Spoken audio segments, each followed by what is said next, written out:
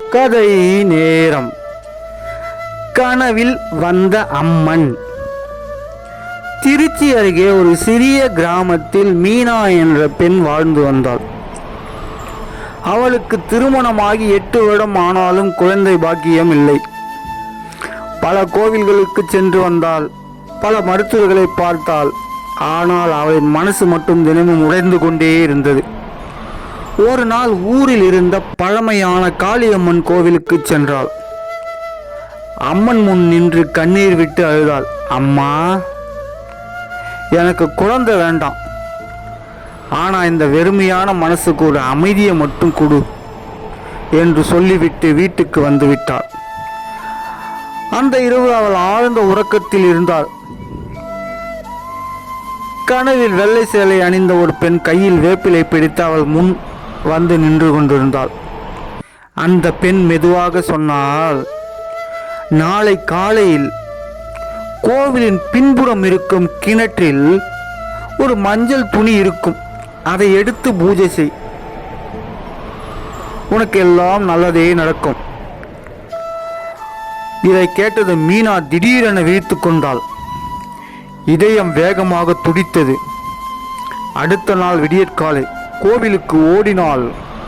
கோவிலின் பின்னால் இருந்த பழைய கிணற்றை பார்த்தாள். உள்ளே உண்மையிலேயே ஒரு மஞ்சள் துணி தண்ணீரில் மேல் மிதந்தது. அவள் பயபக்தியோடு அதை எடுத்தாள். அதை பூசாரியிடம் காட்டினாள். பூசாரி அதிர்ச்சியுடன் கேட்டாள், இது எப்படி கிடைச்சது? மீனா கனவை சொன்னால்.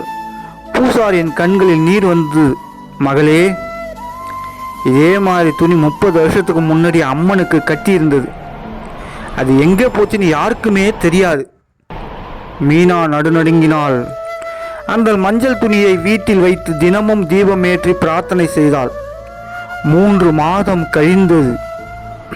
மருத்துவர் சொன்னார், நீங்க அம்மாவாக போறீங்கம்மா. மீனா உடனே அழ ஆரம்பித்தாள்.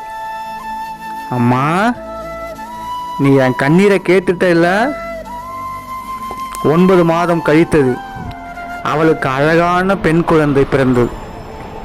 அந்த குழந்தைக்கு அவள் வைத்த பெயர் அம்முகா. அம்முகா என்பது ஒன்றுமில்லை, அம்மனின் குழந்தை என்று பொருள்.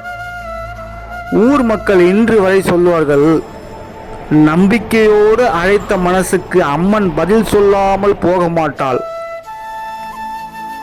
அருளை காண கண்கள் வேண்டாம், உண்மையான நம்பிக்கை போதும்.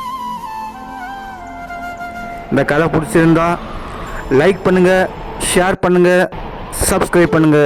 நன்றி, வணக்கம்.